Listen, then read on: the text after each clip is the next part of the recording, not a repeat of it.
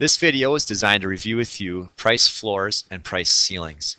We begin with our basic market graph, which has the equilibrium shown at the smiley face. Every participant is happy in the market at the equilibrium price. Every seller finds a buyer and every buyer finds a seller. The problem is that sometimes the government is unhappy with the market price.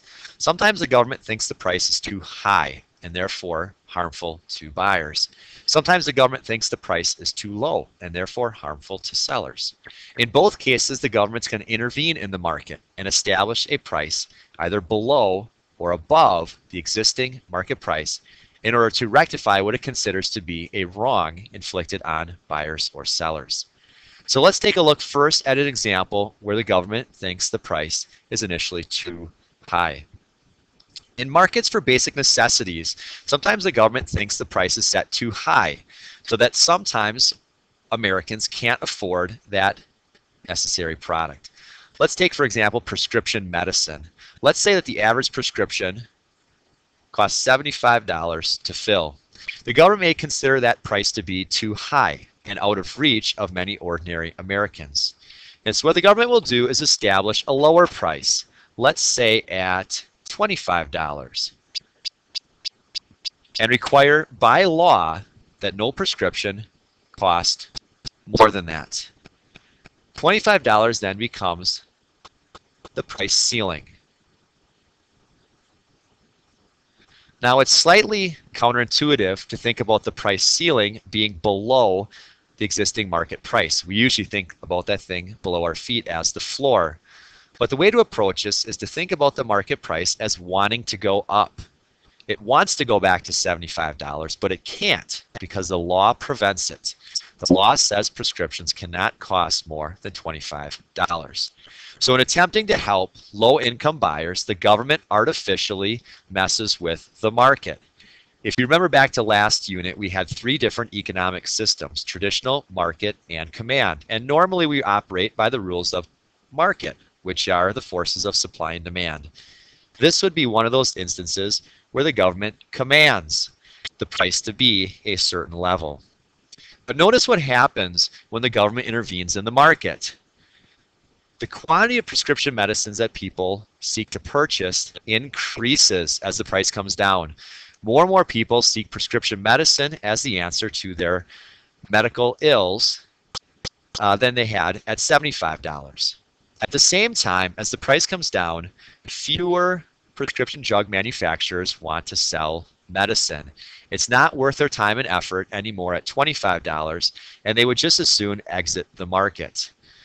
The situation that the government has inadvertently created is a shortage. We now have a shortage of prescription medicine. We have too many buyers and not enough sellers. We can actually calculate the numerical value of this shortage by simply taking the quantity demanded and subtracting the quantity supplied. Everyone between these two values is going to be unhappy and unable to purchase prescription medicine. It's only these people right here who are going to benefit from the lower price, because they'll have $25 prescription medicine and actually find prescription medicine to purchase. Now let's take a look at a scenario where the government thinks the market price is too low.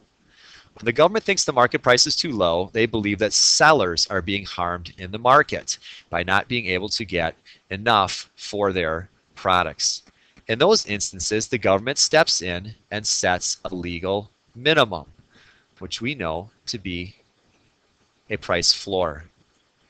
Again, it's counterintuitive because it's above the market equilibrium price, and we usually think about that thing above our heads as the ceiling. So the way to visualize this is that the price wants to go down. It wants to go back to the happy price, but it's prevented by the price floor. An instance in the real world where this might occur would be in the market for unskilled labor. Let's say that if left alone, the market for unskilled labor would determine a price of $5 as the equilibrium. Well, $5 in the eyes of the government is unfair to the suppliers of unskilled labor. They could hardly live on a wage of $5. And so the government will raise it using a mechanism called the minimum wage and say by law that no one is allowed to be paid less than $7.25. That becomes the price floor. So even though unskilled labor may be worth $5 and employers would like to pay $5, the government dictates that they have to pay at least $7.25. Notice what happens as the government raises the price. The amount of people seeking to sell unskilled labor, these are the workers, increases, and the quantity of unskilled labor supply goes up significantly. So people who did not want to work at $5 now would like to get jobs at $7.25. Unfortunately, the number of businesses hiring unskilled workers goes down. The demand for unskilled workers decreases as the wage goes up. So you could imagine a business like McDonald's, which relies on unskilled workers, cutting back on the number of workers they employ because they have to pay each one more. The result of this is a labor surplus. Too many workers and too few jobs. And again, we could calculate the value of this labor surplus specifically by simply taking the quantity supplied and subtracting the quantity demanded.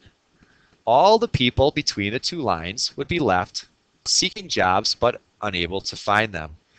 And it would only be the people between the horizontal axis and the demand that would actually find jobs and benefit from those higher wages. One way to put price floors and price ceilings in perspective is to think about that famous quote by Milton Friedman, "Nothing does as much harm as good intentions." So the government in both instances is attempting to help a player in the market. In instituting price ceilings, the government is attempting to help buyers who they think cannot afford that product. In instituting price floors, the government attempts to help sellers who it thinks are not getting enough for their products. In both cases, the government does change the market price, but in doing so, it creates a secondary problem, either a shortage or a surplus. We don't have a lot of real-world examples of price ceilings or price floors. The most commonly referenced price ceiling would be rent control in big cities like New York. The most commonly referenced price floor would be the minimum wage. So on tests, either of those examples should be an immediate clue that you're looking at a price ceiling or a price floor.